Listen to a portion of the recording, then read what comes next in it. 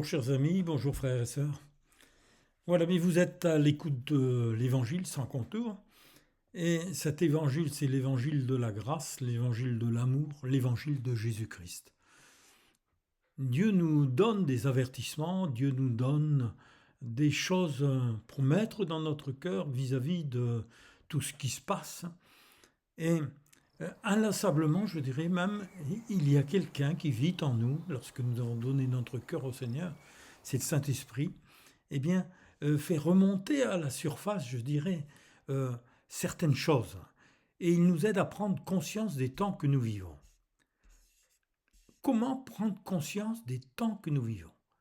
je, je vous disais que Dieu a envoyé son Fils remplit sa mission sur terre complètement, Jésus, en faisant connaître son Père, en mourant sur la croix pour nos péchés.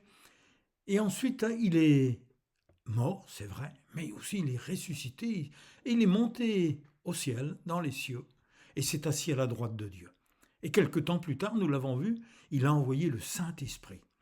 Eh bien, voyez-vous, le Saint-Esprit, merci Seigneur, c'est l'Esprit de Dieu, le Père, le Fils et le Saint-Esprit. Le Saint-Esprit est Dieu. Et le privilège que nous avons, c'est que lorsque nous croyons en lui, que nous avons fait la paix avec lui, Dieu nous envoie le Saint-Esprit pour vivre avec nous. Et il va nous aider à nous rendre compte pour garder une lucidité dans notre esprit, afin que l'honnêteté, surtout que notre cœur puisse garder son état de pureté. Parce qu'il n'y a pas que des œuvres, il n'y a pas que des choses, je dirais, extraordinaires que Dieu fait encore aujourd'hui, et merci Seigneur. Mais, et surtout, il va nous aider à faire mûrir ses fruits par l'Esprit qui est en nous, pour que nous recevions et que de plus en plus nous ressemblions au caractère de Jésus. Matthieu 7, versets 19 à 21 nous dit « Tout arbre qui ne porte pas de bons fruits est coupé et jeté au feu. » Donc il donnait cet exemple, Jésus. Et il disait « C'est donc à leurs fruits que vous les reconnaîtrez. » Et pour les chrétiens, il en est de même. Et il dira Jésus même, ceux qui me disent « Seigneur, Seigneur », eh bien, n'entreront pas tous dans le royaume de Dieu, mais celui-là seul qui fait la volonté de mon Père qui est dans les cieux. Voyez-vous, Paul même l'avait repris dans sa dernière lettre, juste avant de quitter ce monde pour rejoindre son Seigneur. Il était en paix, Paul, et malgré la mort violente qui s'est produite, eh bien, il est parti dans la gloire avec son Seigneur l'attendait. Mais il avait écrit à Timothée, il lui dit, 2 Timothée chapitre 3 versets 1 à 5, « Rappelle-toi bien ceci, que dans les derniers temps il y aura des jours difficiles. En effet, les hommes seront égoïstes, amis de l'argent, vantards et orgueilleux. Ils feront même insulte à Dieu et seront rebelles à leurs parents. Ils seront ingrats et sans respect pour ce qui est saint. Ils seront durs, sans pitié, calomniateurs, violents, cruels et ennemis du bien. Ils seront traîtres, emportés et enflés d'orgueil. Ils aimeront le plaisir plutôt que Dieu. Ils garderont les formes extérieures de la foi, mais ils en rejetteront la puissance. Et il disait, détourne-toi de ces gens-là, entre parenthèses, pour ne pas être infecté. Voyez-vous, là encore, ça, c'est le Saint-Esprit qui nous pousse à regarder. Et on ne peut pas faire de déni, c'est ce qui est en train de se passer. Et il ne faut pas tomber dans les pièges, je dirais, de l'adversaire qui de plus en plus va étendre son filet de séduction sur le monde. Et puis, les gens vont être attirés par toutes ces choses. Mais 2 Timothée chapitre 2 versets 19 et 20, Paul dira encore à Timothée, « Cependant, les solides fondations posées par Dieu, elles tiennent bon. Dieu est le roc, le rocher. » Il dira même, les paroles suivantes y sont gravées. « Le Seigneur connaît les siens, il vous connaît. Et quiconque déclare appartenir au Seigneur doit se détourner du mal. » Le Saint-Esprit nous aide à nous détourner du mal. Pourquoi? Il dit même, dans une grande maison, il n'y a pas seulement de la vaisselle en or et en argent, il y en a aussi en bois et en argile. Et la première est réservée à des occasions spéciales, l'autre est destinée à l'usage courant. Mais, mes amis, mes frères, mes sœurs, nous allons aux réunions, que ce soit le dimanche, que ce soit en semaine, tout cela, mais tout le long de la semaine, toutes ces heures qui passent dans une semaine, nous sommes là avec nous-mêmes, notre propre nous-mêmes, mais sans oublier celui qui vit en nous.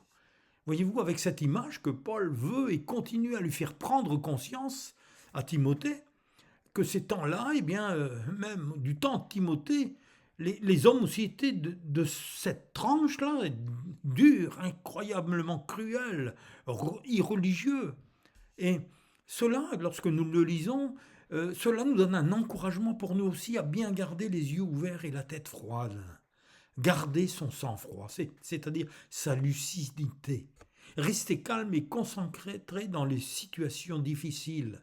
Ne pas se laisser, je dirais, écraser, mais regarder à Christ. Éphésiens chapitre 4, versets 21-24, Paul dira, « Vous avez certainement entendu tout ce qui le concerne, c'est-à-dire Jésus le Christ. Et on vous a enseigné en tant que chrétien la vérité qui est en Jésus. » Et lorsque nous lisons la parole de Dieu, nous découvrons chaque jour Jésus davantage.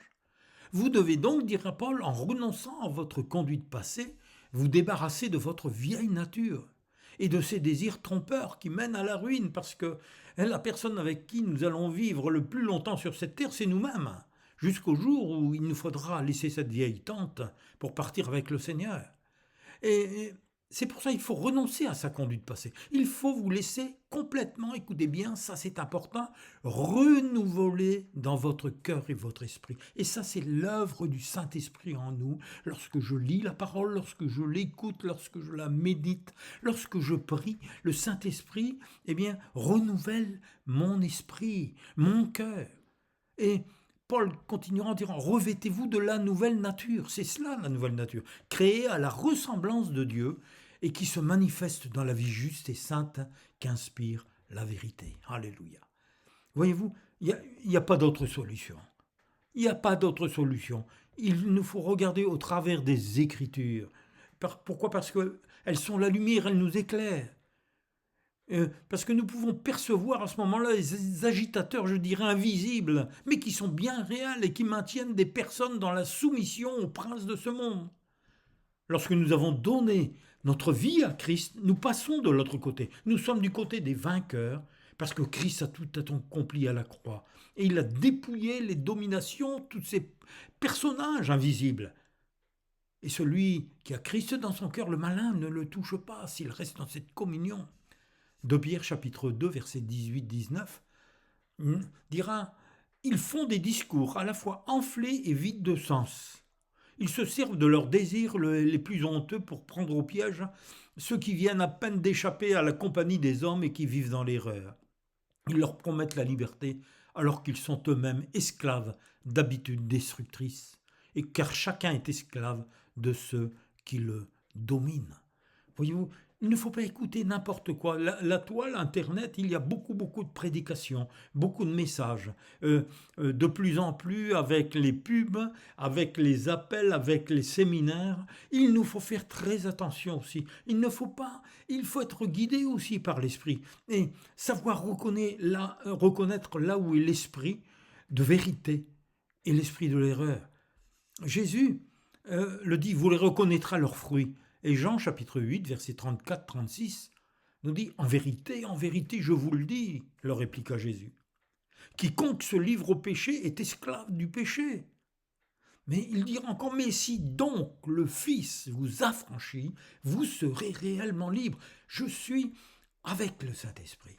Je laisse le Saint-Esprit agir dans mon cœur. Et son œuvre, petit à petit, même parfois, il va détacher chaque maillon de notre vie passée, d'habitudes mauvaises que nous avions gardées, et pour nous rendre libres. Et par les Écritures, eh bien, il nous dit « Avertissez, encouragez les âmes, et surtout ne pas oublier qu'avant, nous étions nous aussi sous cette domination. » Parce que cela va nous faire aimer aussi tous ceux qui sont sous cette domination, qui ont besoin de Jésus. Parce qu'il n'y a que lui qui puisse transformer une vie, qui puisse pardonner les péchés, qui puisse réformer une vie complète, leur donner une vie nouvelle.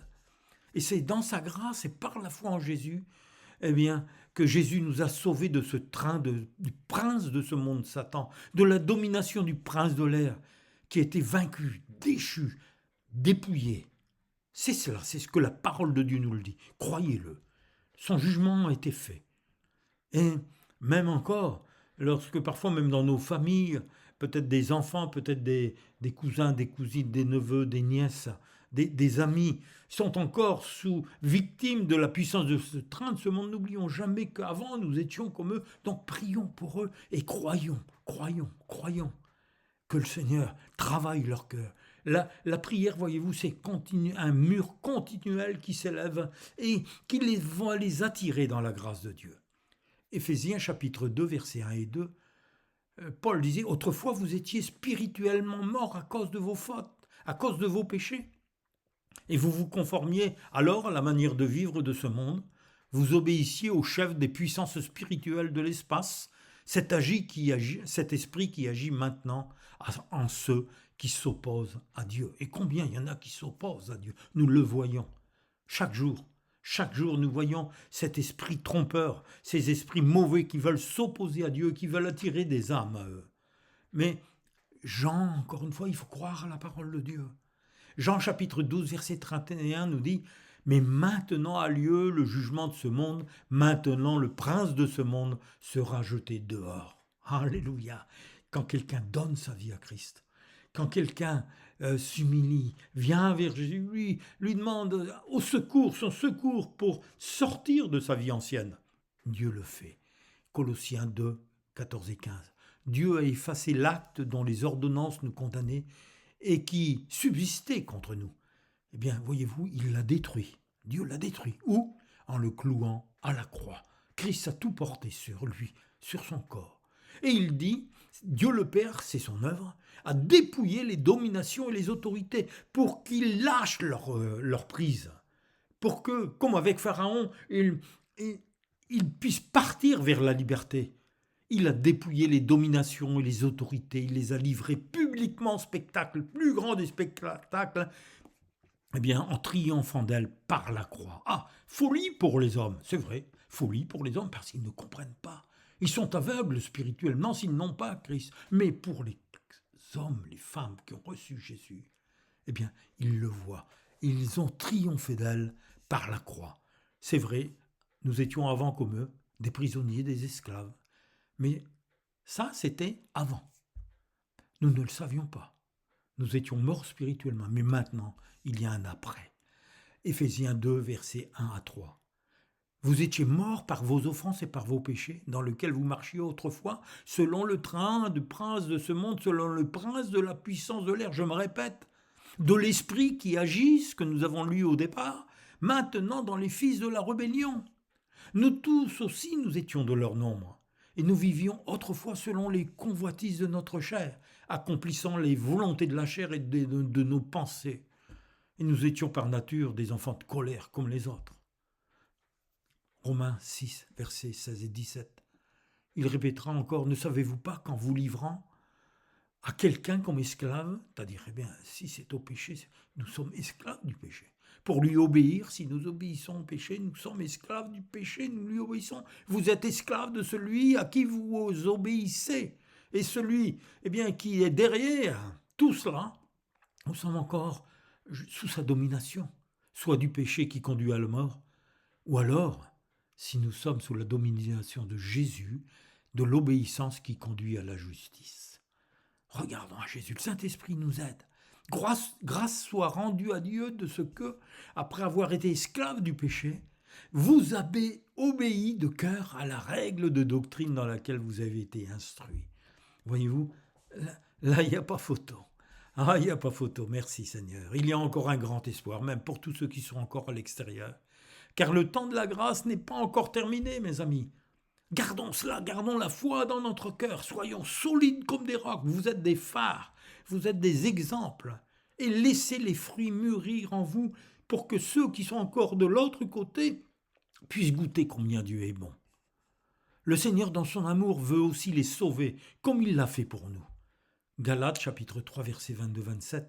L'Écriture a tout enfermé sous le péché, afin que ce qui avait été promis fût donné par la foi en Jésus-Christ à ceux qui croient. Avant que la foi vienne, nous étions enfermés sous la garde de la loi, en vue de la foi qui devait être révélée.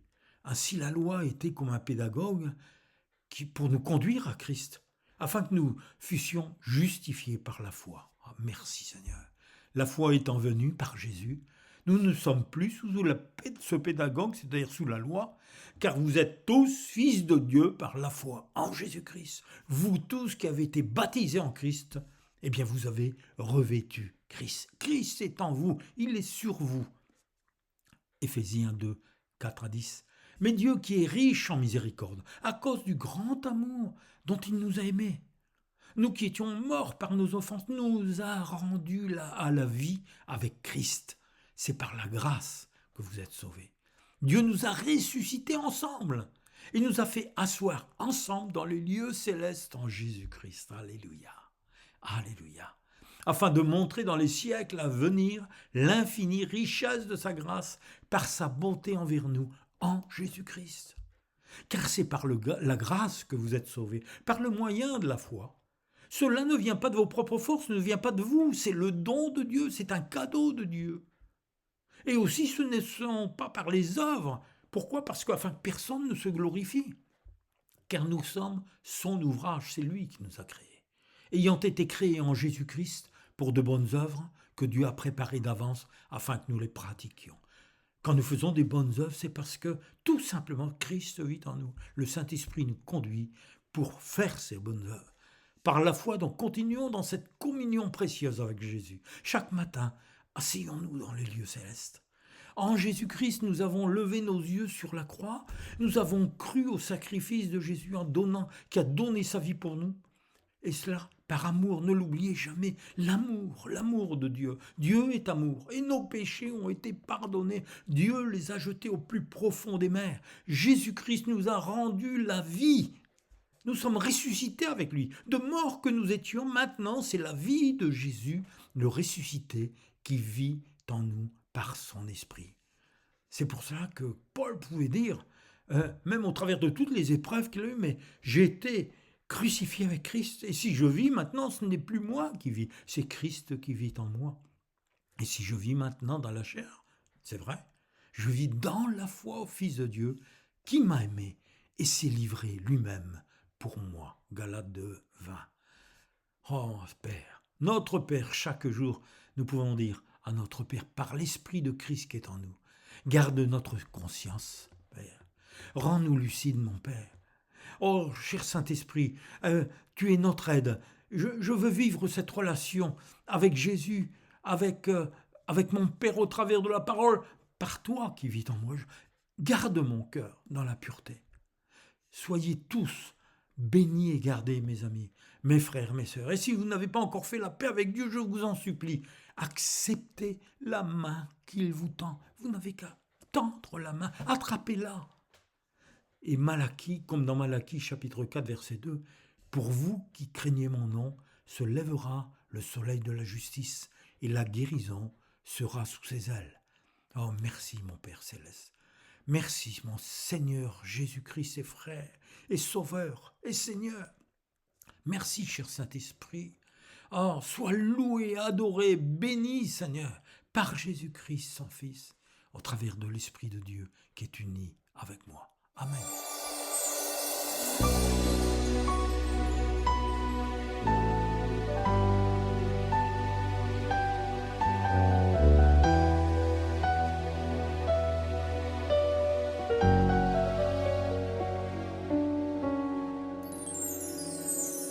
Un seul mot de mon Dieu et tout devient possible. Un seul mot de Jésus et tout est accompli. Qu'importe la maladie ou le problème dans ta vie, un seul mot de Jésus et tout est accompli.